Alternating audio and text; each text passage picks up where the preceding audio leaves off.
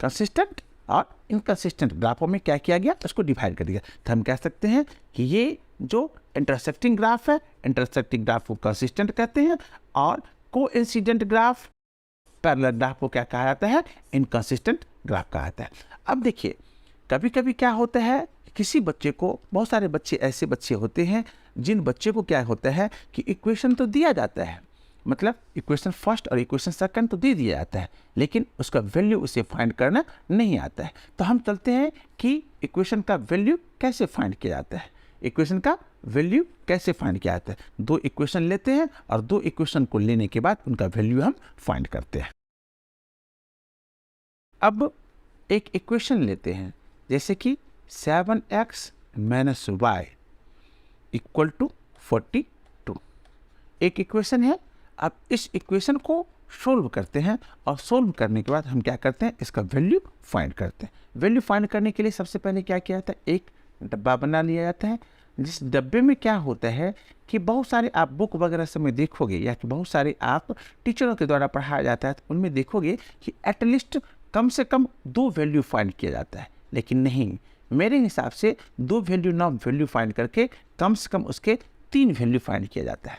कभी कभी क्या होता है कि जो इंटरसेक्टिंग ग्राफ है, या कोइंसिडेंट ग्राफ है, या पैरेलल ग्राफ है, उन ग्राफों में आप देखोगे क्या कि 2 वैल्यू पर में क्या होता है, उस ग्राफ का डिसीजन नहीं निकल पाता है कि कौन सा ग्राफ है। बच्चे पधर जाते हैं और क्वेश्चन को छोड़ देते हैं, या अधूरा बना करके छोड़ देते हैं। कभी कभी तो बच्चे ऐसे होते हैं कि हाफ मार्क्स उसमें उसको मिल जाता है पूरा मेहनत करने के बाद, और वह क्या मिलता है, उसे हाफ मार्क्स नहीं मिल पाता है। किस कारण से, इसी कारण से कि कम से कम वो क्या करता है कि 2 वैल्यू निकाल करके छोड़ देता है। लेकिन मेरे हिसाब से एटलीस्ट x का और y का 3 वैल्यू क्या किया जाता है, निकाला जाता है।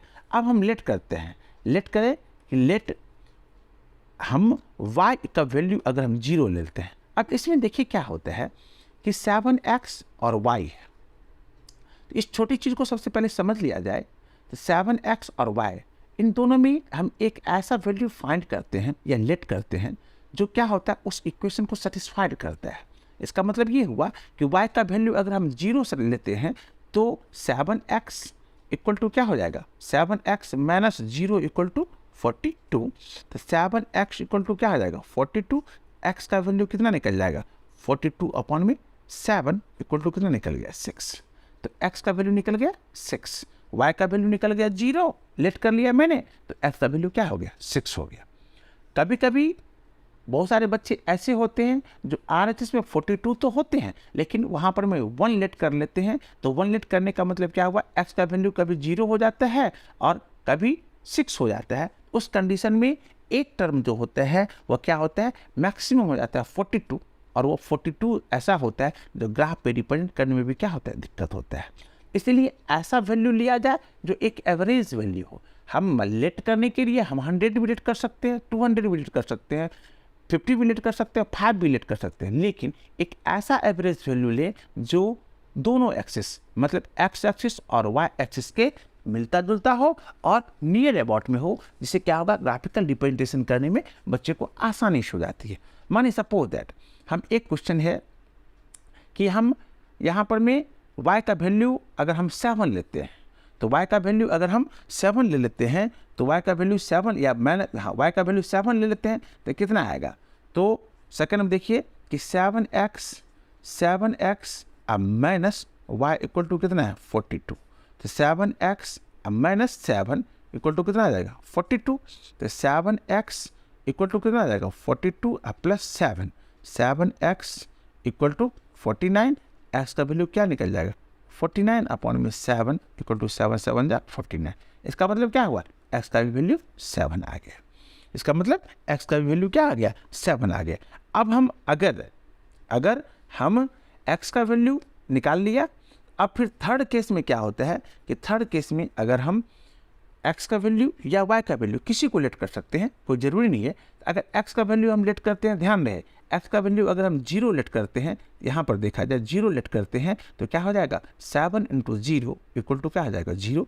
तो y का वैल्यू कितना आ जाएगा -42। तो ग्राफ पे रिप्रेजेंट करने में क्या होगा कि y का वैल्यू y एक्सिस को हमको ऊपर तक ले जाना पड़ेगा 42 तक और x एक्सिस को छोटा ही रखना पड़ेगा। इसीलिए एक ऐसा एडजस्टेबल वैल्यू ले। एडजस्टेबल वैल्यू का मतलब क्या हुआ, जो अब माने सपोज दैट x का वैल्यू 6 आ गया, 7 आ गया, 0 आ गया, 7 आ गया, तो इसके नियर अबाउट में 5 हो, 7 हो, 8 हो, 9 हो, तो वो एक एडजस्टेबल वैल्यू होता है, जिससे क्या होता है ग्राफ रिप्रेजेंट करने में कोई दिक्कत नहीं होती है।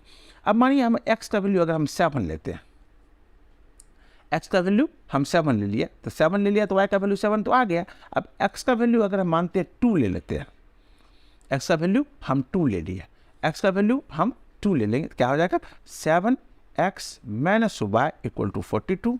7 into 2 minus y equal to कितना आ जाएगा 42।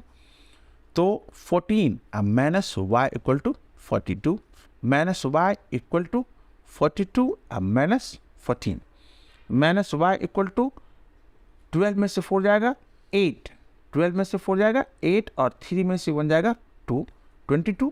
तो ये क्या हो जाएगा, देयरफॉर y का वैल्यू क्या आ जाएगा -28 आ गया। लेकिन देखा जाए तो ये भी वैल्यू क्या है, एक वैल्यू एडजस्टेबल नहीं है, वही वैल्यू एक ज़्यादा वैल्यू आ जाता है, लेकिन यह निगेटिव वैल्यू है। तो यह निगेटिव वैल्यू होने के कारण से क्या हो गया कि हम इसको ले सकते हैं।